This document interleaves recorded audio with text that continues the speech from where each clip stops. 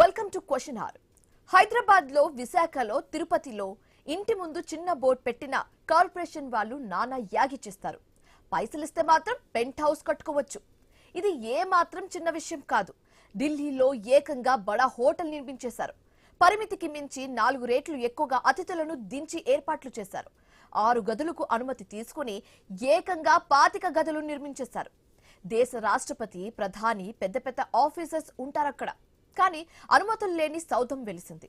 వైద్యం కోసం వచ్చిన విదేశీయుల ప్రాణాలను బలి తీసుకుంది. న్యూఢిల్లీలోని మాలవ్య నగర్ లో జరిగిన అగ్ని ప్రమాదం మన వ్యవస్థల్లోని లోపాలను బట్టబయలు చేసింది. ఫారినర్స్ ప్రాణాలు పోవడంతో అంతర్జాతీయంగా భారత్ పరువు తీశారా? లంచాలకు అలవాటు పడిన అక్రమార్కులను అడ్డుకోలేమా? అదేమీ చిన్న నిర్మాణం కాదు. విదేశీయులు తిరుగుతుంటారక్కడ. మరి పర్మిషన్లు ఉన్నాయా? భద్రతా ప్రమాణాలు పాటించరా లేదా అని ఏ ఒక్కరు చెక్ చేయలేదా? అసలు ఆలోచించే ఎవరికి లేదా? తక్కువ రేటుకు నాణ్యమైన వైద్యం పొందవచ్చని విదేశీయులు భారత్కు వస్తూ ఉంటారు. న్యూఢిల్లీకే కాదు, హైదరాబాద్ కు రోగులు వస్తూ ఉంటారు. మరి అలాంటి వారి ప్రాణాలు ప్రమాదాల్లో పడిపోతున్నాయా? ఢిల్లీలో జరిగిన అగ్ని ప్రమాదం వెనుక నిప్పు లాంటి నిజాలు ఉన్నాయా? కార్పొరేషన్ లో, టౌన్ ప్లానింగ్ లో నెలకొన్న అంతులేని అవినీతికి, పాలకుల నిర్లక్ష్యానికి బాధ్యులు ఎవరు? ఈ వ్యవస్థను మార్చడం ఎలా?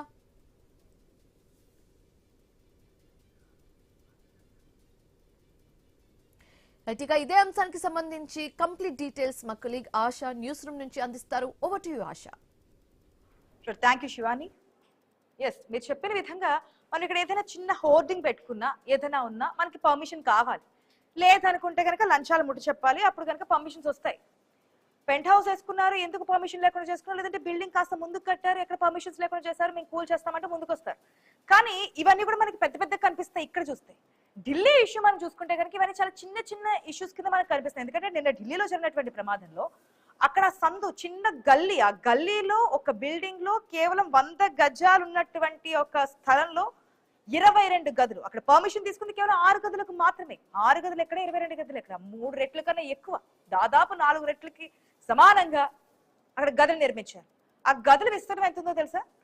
మన వాష్రూమ్స్ ఎంతెంత ఉంటాయో ఆ స్థాయిలో అక్కడ గదులు నిర్మించి ధనార్జనే ధ్యేయంగా ముందుకు కదిలినటువంటి అంశం. ఇంతవరకు ఒకటి అంటే నిర్లక్ష్యము, పాలకులు ఎందుకు పట్టించుకోవట్లేదు, కేవలం లంచగొండితనంతో ఇదంతా నడిపిస్తున్నారా, డబ్బులుంటే సరిపోతుంది అనే వర్షం ఇక్కడ వరకు ఉంటే, ఆ హాస్పిటల్లో పక్కన మనకి మ్యాక్స్ సూపర్ స్పెషాలిటీ హాస్పిటల్ ఉంది. సాధారణంగా మనకి ఇండియాలో ట్రీట్మెంట్ అనేది, వైద్యం అనేది చౌకగా జరుగుతుంది, వెంటనే రెస్పాండ్ అవుతుంటారు.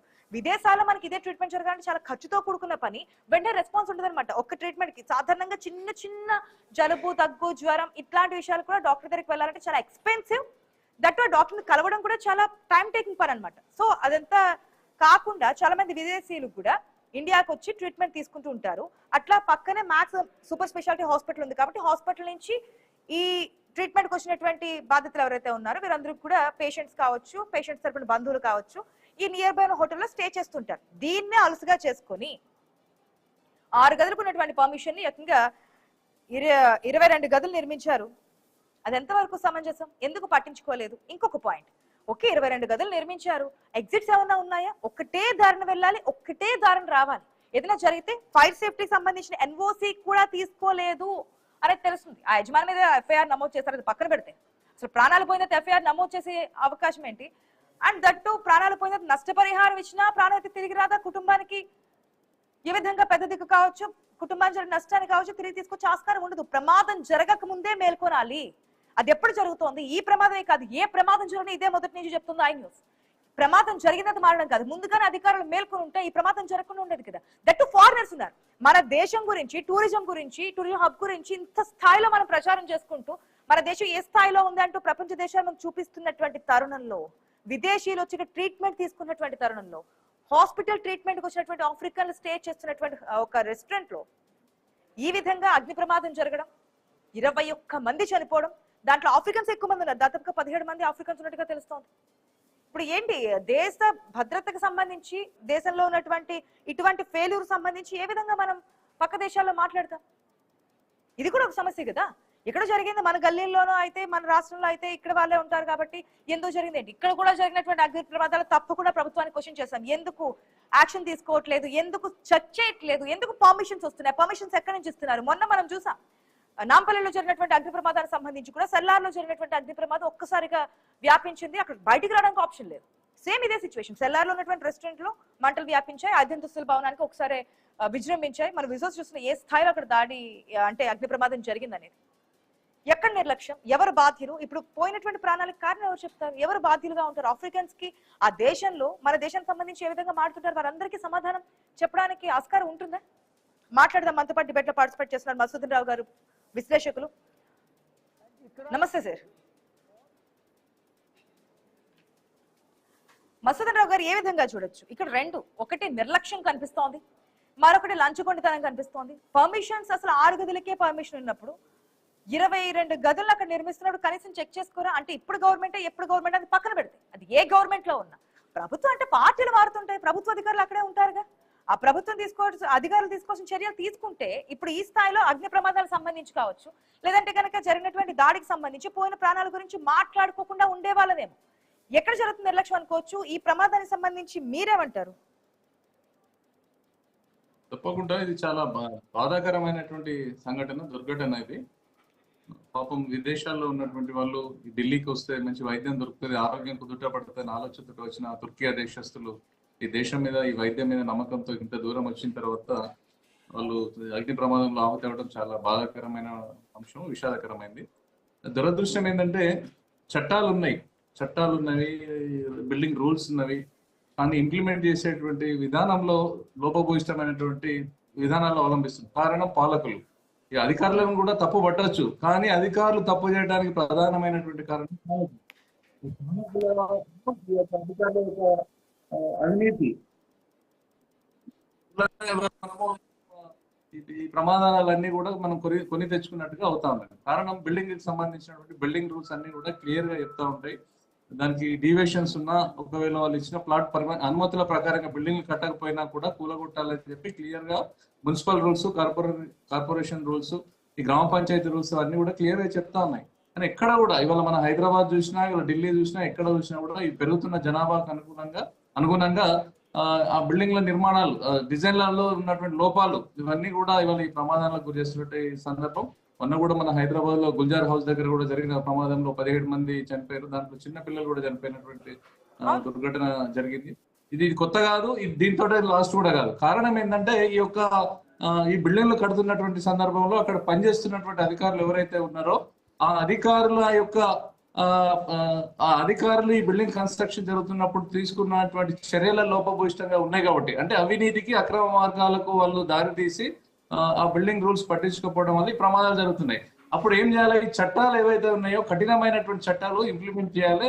అదేవిధంగా ఈ అగ్ని ప్రమాదాలు జరిగిన తర్వాత వాళ్ళకి నష్టపరిహారం ఇవ్వడము, పోలీస్ ఎంక్వైరీ చేయడము, విచారణ చేయడం కాకుండా ఇవి జరగక ముందే ప్రికాషన్ గా ఈ తప్పుడు బిల్డింగ్ల నిర్మాణానికి సహకరించినటువంటి అధికారులు ఎవరైతే ఉన్నారో వాళ్ళ మీద కఠిన చర్యలు, అవసరమైతే వాడు ఆస్తి జప్తు చేయడమా, పని చేసి జైల్లో పెట్టడమా అనేది ఒకరిద్దరు అధికారులకి దేశంలో చేసి కఠినంగా ఇదే విషయం రావట్లేదు కదా. అంటే ప్రమాదం జరిగిన తర్వాత ప్రమాదం గురించి మాట్లాడుతున్నాం. ఇప్పుడు ఏదైతే లెమన్ గ్రీన్ రెస్టారెంట్ గురించి మాట్లాడుతున్నారు, రేపు మరొక రెస్టారెంట్ అయితే దాని గురించి మాట్లాడతాం.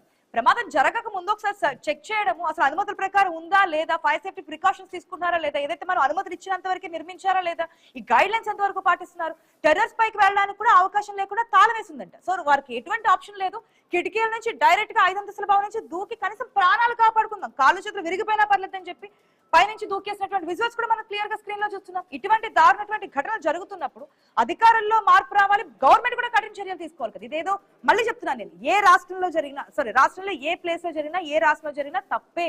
కాకపోతే దేశ రాజధాని ఢిల్లీ కావడంతో అక్కడ అనేక మంది అతిథులు ఉంటారు, ఫారినర్స్ కూడా ఉన్నారు, మృతుల్లో ఇప్పుడు ఫారినర్స్ ఉన్నారు. దానికి కదా ప్రధాన కారణం. ఫారినర్స్ వస్తారు అక్కడ. మనము బాగా ఢిల్లీ అని కాదు, ప్రాణము ఢిల్లీలో ఉన్న, పల్లెటూరులో ఉన్న ప్రాణమే. ఆ ప్రాణాలు పోవడానికి ప్రధానమైన కారణం ఎవరు? అధికారులు బిల్డింగ్ కన్స్ట్రక్షన్ జరుగుతున్నప్పుడు కఠినమైనటువంటి చర్యలు తీసుకొని ఉంటే ఈ పరిస్థితులు దాపురించేటి కావు. ఒకవేళ అధికారులు తప్పు చేస్తున్నప్పుడు పాలకులు కరెక్ట్ గా ఉండి, అడ్మినిస్ట్రేషన్ లో మేయర్లు కావచ్చు, మున్సిపల్ కమిషనర్లు కావచ్చు, చైర్మన్లు కావచ్చు, గ్రామ పంచాయతీ సర్పంచులు కావచ్చు, వీళ్ళు సరైనటువంటి రీతిలో పోక డబ్బులకు కక్కుర్తి పడ్డటువంటి విధానాలతోటే ఈ యొక్క డెవలప్మెంట్ సిస్టమ్ లో లోపభూయిష్టమైనటువంటి బిల్డింగ్లు కట్టడం అనేది జరుగుతుంది. కాబట్టి ఈ ప్రమాదాలు జరిగిన తర్వాత కేబినెట్ సమావేశాలు పెట్టుకొని పార్లమెంట్ లో చర్చ పెట్టి మంత్రులు ఎమ్మెల్యేలు వీళ్ళంతా కూడా పెద్ద ఎత్తున అందరూ దేశమంతా కూడా నివాళులు అర్పించడము, వాళ్ళకు దుర్ఘటన పట్ల మనం శ్రద్ధాంజలి ఘటించడం ఇది కాదు. ఇవన్నీ జరగకముందు ఈ తప్పుకు కారణాలు ఏంటి, ఈ కారణాలను వెతికి విశదీకరించి భవిష్యత్తులో ఇటువంటి ఈ యొక్క ఫైర్ యాక్సిడెంట్ జరగద్దంటే ఫైర్ సేఫ్టీ రూల్స్ ఏవైతున్నాయో దానికి అగ్నిమాపక సిబ్బందికి సంబంధించినటువంటి అంశము వాళ్ళని కూడా ఇందులో బాధ్యత వేయాలి. కేవలం బిల్డింగ్ రూల్స్ అంటే మున్సిపాలిటీకి సంబంధించినటువంటి టౌన్ ప్లానింగ్ ఆఫీసర్లే కాకుండా ఈ యొక్క బిల్డింగ్ల నిర్మాణంలో వాళ్ళు ఫైర్ సేఫ్టీ చేయకపోతే కూడా బిల్డింగ్లను ఇమీడియట్లీ డిస్మెంటల్ చేయాల్సిన బాధ్యత ఫైర్ సేఫ్టీ అధికారులకు కూడా ఉంటుంది. కాబట్టి దీంట్లో ఫైర్ సేఫ్టీ అధికారిని బాధ్యుని చేయాలి, దీంట్లో మున్సిపల్ అధికారులను బాధ్యుని చేయాలి, ఈ సంబంధిత దానికి సంబంధించినటువంటి మున్సిపల్ అడ్మినిస్ట్రేషన్ సంబంధించిన వాళ్ళని కూడా దీన్ని బాధ్యులను చేయాలి. ఆనాడు పాలకులు వార్డ్ కార్పొరేటర్స్ ఉంటారు కదా, కార్పొరేటర్ కావచ్చు, కౌన్సిలర్ కావచ్చు, వార్డు మెంబర్లు కూడా వాళ్ళని కూడా ఈ బిల్డింగ్ కన్స్ట్రక్షన్ జరుగుతున్నటువంటి సందర్భంలో వాళ్ళని కూడా అవసరమైతే వాళ్ళని కూడా పార్టీ చేయాలి. ఈ బిల్డింగ్ లో డివియేషన్లు ఏమన్నా ఉంటే, ఈ బిల్డింగ్ నిర్మాణంలో అవకతవకలు ఉంటే అవసరమైతే మన రాజకీయంగా కూడా మనం టర్మినేట్ చేసే విధంగా జీవితంలో రాజకీయాలలో పోటీ చేయకుండా అటువంటి కఠిన చట్టాలు తీసుకురావాలి. ఇవాళ ఈ బిల్డింగ్ లో ఏదైతే మీరు అన్నట్టుగా 100 గజాల్లో 25 రూములతో కట్టిండ్రు, వాళ్ళ సెల్లార్లలో క్యాంటీన్ స్టవ్లు పెట్టి నడిపించిన తర్వాత ప్రమాదాలు జరగకపోతే ఇంకేం జరుగుతాయి. కాబట్టి సెల్లార్లు అన్ని కూడా క్లియర్ గా ఉండాలి, పార్కింగ్ కోసమే వాడాలి అనేటువంటి సిస్టమ్ ఉన్నప్పుడు కూడా సిస్టమ్ ఇంప్లిమెంట్ అయితే లేదు. సిస్టమ్ ఇంప్లిమెంట్ కాకపోవడానికి ప్రధానమైనటువంటి కారణం రాజకీయాల్లో ఉన్నటువంటి ఈ యొక్క పాలకుల యొక్క నిర్లక్ష్యం అనేది క్లియర్ గా చెప్పొచ్చు. అధికారులు ఏముందండి, అధికారులు రేపు పొద్దున పోయేది బిల్డింగ్ కూలగొట్టమంటే 2 నిమిషాల్లో కూలగొడతారు. ఇవాళ మనం తెలంగాణలో చూస్తున్నాం కదా, ఇవాళ బిల్డింగ్లు ఏ విధంగా ఎక్కడ ఎట్లా కూలిపోతున్నాయి హైడ్రా పేరు మీద. ఇవాళ హైడ్రా అనేది ఎవరు తీసుకొచ్చారు? అధికారులు తీసుకొచ్చారు, పాలకులు తీసుకొచ్చారు. పాలకులు తీసుకొచ్చి అక్రమ కట్టడాలు ఎక్కడైతే ఉన్నాయి, చెరువులు ఎవడు కబ్జా చేస్తుండ్రు, వాటిని చర్యలు తీసుకోవాలనగానే ఇమీడియట్లీ పోయి కొన్ని 100 బిల్డింగ్లు కూలగొట్టింది. అది అధికారులు ఎప్పుడైనా పనిచేస్తారు, కానీ అధికారులు కరెక్ట్ గా పనిచేస్తారా లేదా, రూల్ ప్రకారం పోతుందా లేదా అని చూడాల్సినటువంటి బాధ్యత ఇవాళ పాలకుల మీద ఉంటుంది. అక్కడ ఉన్నటువంటి ఎమ్మెల్యే మీద ఉంటుంది, అక్కడ ఉన్నటువంటి చైర్మన్ మీద ఉంటుంది, కమిషనర్ మన అక్కడ ఉన్నటువంటి స్థానిక సంస్థల పాలకుల మీద ఉంటుంది. వీళ్ళని పార్టీ చేయాలి. ఇప్పుడు విషయం ఏం జరుగుతుందంటే, ఒక చైర్మన్ కార్పొరేషన్ కి వచ్చిన తర్వాత చైర్మన్ గానీ మేయర్ గానీ వస్తే 100 కోట్ల ఆస్తులు సంపాదిస్తున్నారండి. కూటికి తిండికి లేనటువంటి వాడు, ఇంట్లో వానికి పొద్దున గడిస్తే తెల్లారు గడవనటువంటి వాడు 100 కోట్లకి ఎదిగిపోతుండండి. ఒక్కొక్కడు మేయర్లు కావచ్చు, మున్సిపల్ చైర్మన్ కావచ్చు. ఎక్కడి నుంచి వస్తున్నాయి పైసలు? ఎక్కడో చోటు చరమగీతం పాడారుగా, చరమగీతం పాడేది ప్రతి చోట. ఇప్పుడు హైదరాబాద్ లో కావచ్చు, ఏపీలో కావచ్చు, ఢిల్లీలో కావచ్చు, ఇటువంటి అగ్ని ప్రమాదాలు మరొకసారి మనం చర్చించుకోకుండా ఉండడానికి ఏం చేయాలంటారు? అందుకే అంటున్నా కఠినమైనటువంటి చట్టాలు వాటిని అమలు చేయాలి. ఆల్రెడీ చట్టాలు ఉన్నాయి కానీ అమలు చేస్తలేము. అమలు చేయాల్సినటువంటి వాళ్ళు ఎవరైతే ఉన్నారో, ఇప్పుడు కింది స్థాయిలో కూడా బిల్డింగ్ కోల్పోయింది, దాని మీద మంటలు వచ్చిన 20 మంది చనిపోయారు. యాక్షన్ ఎవరు మీద తీసుకుంటారు? ఆ బిల్డింగ్ ఓనర్ ని వాళ్ళ జైలుకి పంపిస్తారు. టౌన్ ప్లానింగ్ సంబంధించిన వాళ్ళు వాడు ఇప్పటికే చచ్చిపోయిండో, వాడు ఉన్నాడో లేడో అసలు ఎవరికో తెలియదు. ఇప్పుడు దాన్ని ఎవరు బాధ్యత వహించాలి? ఎవరు ఉండరు. కాబట్టి ఎవరైతే ఇప్పుడు ఆ బిల్డింగ్ సంబంధించిన రూల్స్ డివియేషన్ అయితే ఎవరైతే చేస్తున్నారో వాడి మీద కఠినమైనటువంటి చట్టాలు చేయాలి. అవసరమైతే వాళ్ళని ఆర్థిక లావాదేవీలు స్తంభింపజేయాలి. ఇప్పుడు మనం చిన్న తప్పు చేస్తే పాస్పోర్ట్ ఇవ్వరండి. చిన్న కేసు, పోలీస్ కేసు కావచ్చు, చిన్న ఒక అక్షరం ఒప్పుకుంటే పాస్పోర్ట్ ఇవ్వడానికి ఇవాళ నిరాకరిస్తుంది పోస్ట్ ఆఫీసు. మరి అట్లాంటిది ఇన్ని బిల్డింగ్లు, ఇంత 5 అంతస్తులు 10 అంతస్తులు, అసలు 100 గజాల ఎట్లా కడతారండి? దాని సెట్ బ్యాక్స్ ఉంటాయి, మన ఫైర్ సేఫ్టీస్ ఉంటాయి, ఇవన్నీ చూడాలి కదా. పార్కింగ్ చూడాలి, ఇంటి వెంటిలేషన్ చూడాలి. ఇవేమి చూడకుండా ఇచ్చిన తప్పేవారిది? ఫస్ట్ అధికారులది. ఆ అధికారులకు కూడా కింది స్థాయి అధికారులు, కింద టౌన్ ప్లానింగ్ సంబంధించిన కావచ్చు, టీబీపీ వాళ్ళకి సంబంధించిన అధికారులు చిన్న ఉద్యోగాలను దీంట్లో బలి చేస్తారు. ఇది కాదు, దీని హెడ్ ఆఫీస్ లో ఎవరైతే పెద్ద మనుషులు ఉంటారో, ఏసీ గదులలో కూర్చొని ఈ రాష్ట్రాన్ని నడిపిస్తున్నటువంటి మున్సిపల్ అడ్మినిస్ట్రేషన్ అధికారులు ఎవరైతే ఉంటారో, టౌన్ ప్లానింగ్ కావచ్చు, కమిషనర్ వైపు కావచ్చు, అడ్మినిస్ట్రేషన్ వైపు కావచ్చు, ఐఏఎస్ కూడా కూర్చుంటారు అక్కడ. ఈ ఐఏఎస్ ఒక డౌట్ ఇక్కడ ఏదైతే ఓకే పర్మిషన్స్ మనకి 100 గజాల్లో కేవలం 6 గదులకే పర్మిషన్ అని చెప్పారు. అక్కడ అధికారులు చర్యల ప్రకారం 6 గదులకి పర్మిషన్ ఇచ్చారు. వాళ్ళు అక్కడ 6 గదులే నిర్మిస్తున్నారా, 20 గదులు నిర్మిస్తున్నారా, 25 గదులు నిర్మిస్తున్నారా?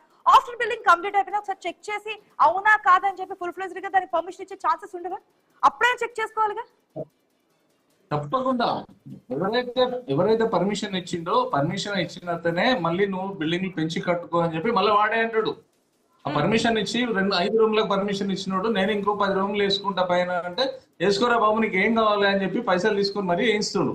వేసిన తర్వాత అసలు ప్రాణాలు బలైపోతున్నాయి. అక్రమ సంపాదనకు అలవాటు పడ్డ అధికారులు ఈ దేశంలో ప్రతి గ్రామంలో, ప్రతి పట్టణంలో తయారయ్యారు. కాబట్టి దాన్ని పెంచి పోషిస్తున్నటువంటి పాలకుల విధానాలలో మార్పు రానంత సేపు ఈ ఫైర్ యాక్సిడెంట్స్ అనేటివి జరుగుతూనే ఉంటాయి. ఇవాళ ఢిల్లీ కేంద్రంలో విచ్చలవిడిగా ఇటువంటి బిల్డింగ్లు ఇది ఒక్కటి కాదు, కొన్ని వేల బిల్డింగ్లు ఇవాళ ఢిల్లీ రైల్వే స్టేషన్ ముందట మీరు చూస్తే పరేషాన్ అవుతారు. చిన్న చిన్నగా 60-70 గదులలో కూడా 10-15 రూమ్లకు సంబంధించినటువంటి లాడ్జింగ్స్ నడుస్తుంటాయి. ఆ లాడ్జింగ్లు ఎక్కడైనా అగ్ని ప్రమాదం జరిగితే ఒక్కరు కూడా బ్రతకరండి. కొన్ని వందల మన రైల్వే స్టేషన్ ముందట ఢిల్లీలో వందల సంఖ్యలో ఇటువంటి లాడ్జింగ్లు ఉంటాయి. దీన్ని వాళ్ళ ఎవరు బాధ్యత తీసుకోవాలి? అక్కడ ఉన్నటువంటి ఇప్పుడు ప్రభుత్వాలు తీసుకోవాలి. కోర్టులు కూడా సుమోటోగా కోర్టుకు డివిజన్ లో ఎవరైనా కేసు వేస్తే మాత్రమే కోర్టు స్పందిస్తా ఉన్నది. కొన్ని విషయాలనేమో సుమోటోగా తీసుకుంటా ఉన్నది. మరి వాళ్ళ సుప్రీంకోర్టు కూడా ఇవాళ వాళ్ళు ఉన్నటువంటి ఢిల్లీ కేంద్రంలోనే ఇంత పెద్ద ఫైర్ యాక్సిడెంట్ జరిగింది.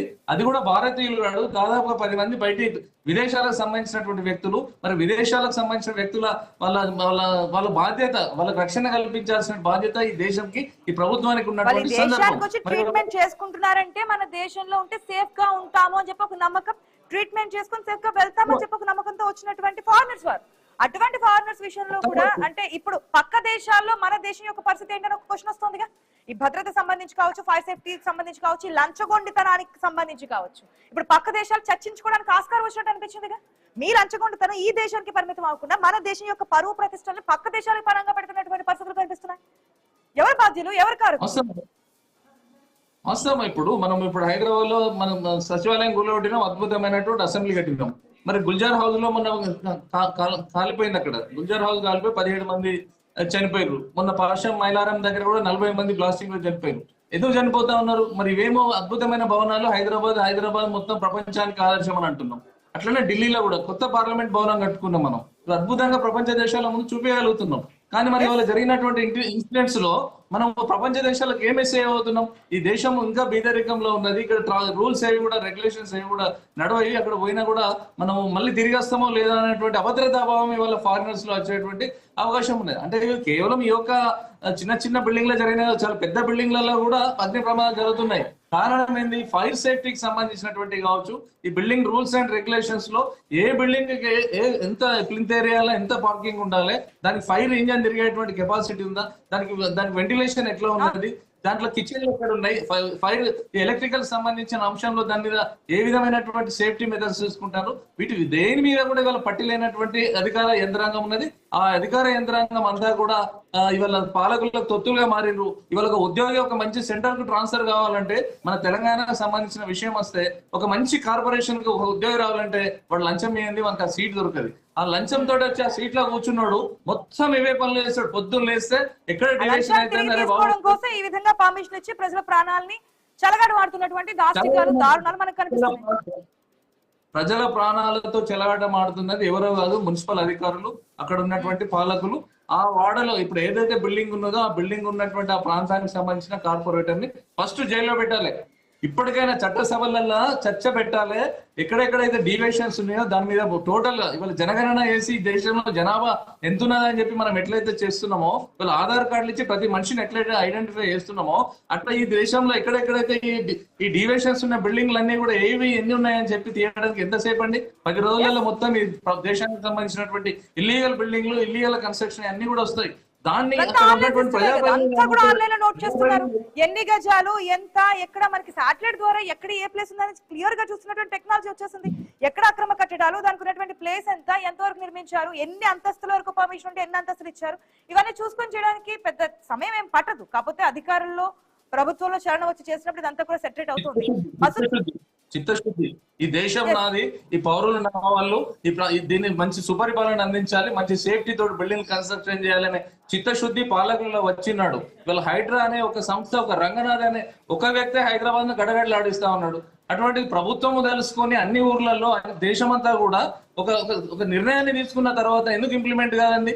చేయలేక, చాతగాక, ఈ అవినీతికి అక్రమాలకు పాల్పడి ఈ అక్రమ సంపాదనతో ఎన్నికలలో ఖర్చు పెట్టి మళ్ళీ అధికారంలోకి ఎట్లా రావాలి, ఈ ప్రజలు కూడా చచ్చిపోతే వానికి సంతాపం ప్రకటిస్తాం, ఎక్స్గ్రేషియా ప్రకటిస్తాం, అప్పటి మంది వాడిని జైల్లో పెడతాం. మరి జైల్లో పెట్టడానికి ఉరిశిక్ష పడుతుందా? మన ఆస్తులు ఏమైనా జప్తు చేస్తారా?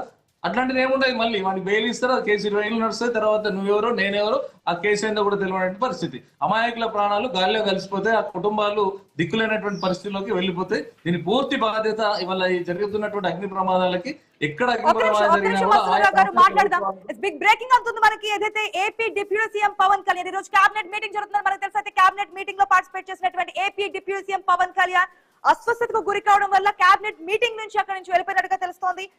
తీవ్రమైన వెన్ను నొప్పుతో